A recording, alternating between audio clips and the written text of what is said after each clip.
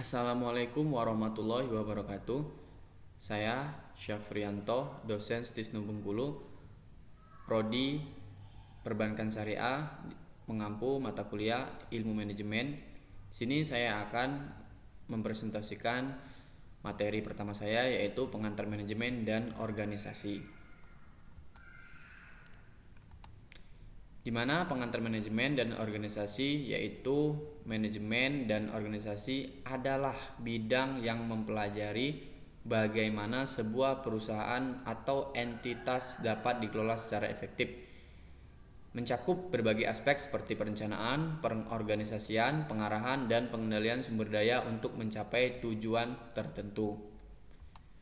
Di mana definisi dari manajemen yang pertama yaitu koordinasi sumber daya. Manajemen adalah sebuah proses mengkoordinasikan sumber daya manusia, keuangan, dan fisik untuk mencapai tujuan organisasi. Yang kedua, proses pengambilan keputusan. Manajemen melibatkan pengambilan keputusan yang tepat untuk menyelesaikan masalah dan meningkatkan kinerja.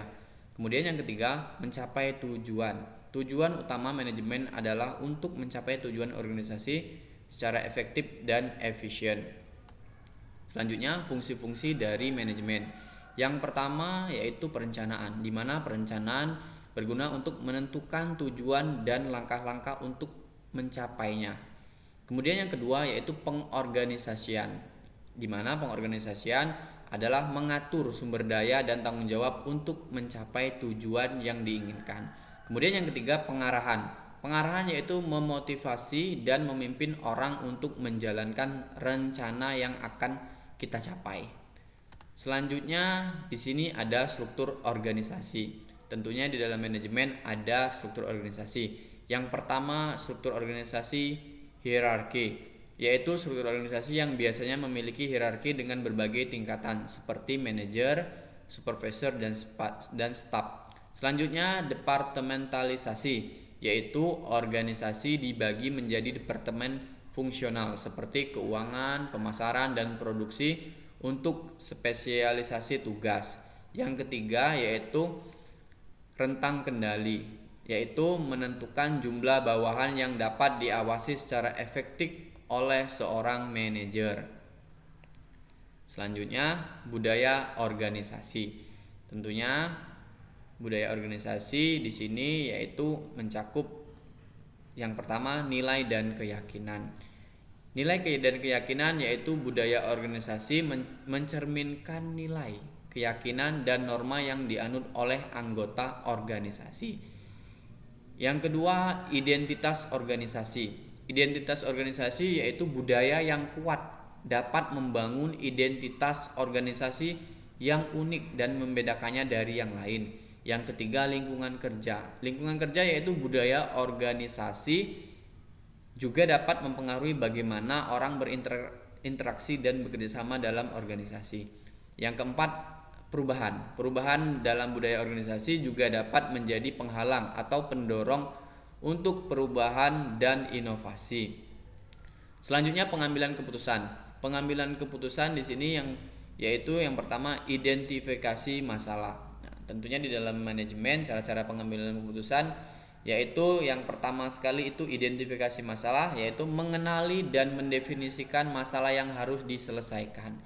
Kemudian yang kedua, pengumpulan informasi, yaitu mengumpulkan data dan informasi yang relevan untuk mendukung pengambilan keputusan.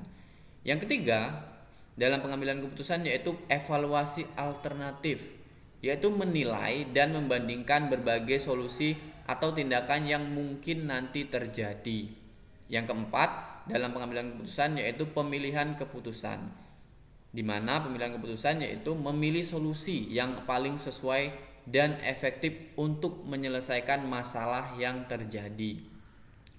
Selanjutnya dalam manajemen dan organisasi tentunya ada kepemimpinan. Nah, di mana kepemimpinan itu kita harus memiliki unsur-unsur ini dalam kepemimpinan. Yang pertama, visi. Kemampuan untuk melihat dan mewujudkan masa depan yang lebih baik itu harus tercermin dalam seorang pemimpin. Kemudian yang kedua, pengambilan keputusan. Pengambilan keputusan yaitu kemampuan untuk membuat keputusan yang tepat dan berani di bawah tekanan. Walaupun seorang pemimpin mempunyai tekanan, dia tetap harus mampu dan tepat dalam mengambil keputusan. Kemudian yang ketiga, motivasi. Seorang pemimpin tentunya harus memiliki kemampuan untuk memotivasi dan menginspirasi orang lain untuk mencapai tujuan. Yang keempat, komunikasi. Seorang kepemimpin harus memiliki cara yang bagus atau kemampuan untuk berkomunikasi secara efektif dan membangun hubungan yang baik. Kemudian komunikasi di dalam organisasi ada beberapa cara. Di sini yang pertama, komunikasi vertikal. Komunikasi vertikal adalah komunikasi antara atasan dan bawahan seperti pemberian instruksi dan laporan kinerja. Kemudian yang kedua, komunikasi horizontal. Komunikasi horizontal adalah komunikasi antar departemen atau rekan kerja untuk koordinasi dan kolaborasi. Kemudian yang ketiga, komunikasi informal. Komunikasi informal yaitu komunikasi tidak resmi seperti obrolan di kantin atau percakapan online dan yang dapat membantu membangun hubungan. Jadi inilah 3 komunikasi yang wajib kita terapkan di dalam organisasi kita. Selanjutnya, perubahan dan pengembangan di dalam organisasi. Yang pertama yaitu analisis kondisi saat ini. Identifikasi faktor-faktor internal dan eksternal yang mendorong perubahan. Kemudian yang kedua, perencanaan perubahan. Membuat rencana strategis untuk mengimplementasikan perubahan secara efektif.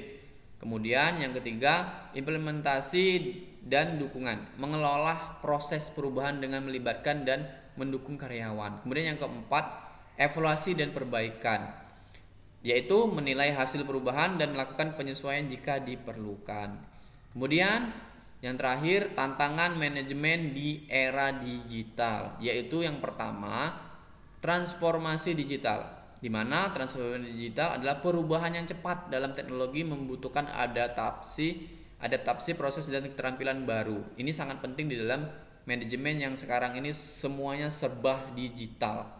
Kemudian yang kedua, keamanan data. Keamanan data dan privasi dapat menjadi isu penting dalam era digital. Ya, di mana keamanan data itu menjadi topik pembicaraan yang sering dibahas di dalam era digital saat ini untuk menjaga keamanan data dari setiap organisasi agar lebih terpercaya. Kemudian yang ketiga, manajemen jarak jauh, yaitu koordinasi dan kolaborasi tim yang tersebar secara geografis menjadi sebuah tantangan. Kemudian yang keempat, inovasi dan kreativitas.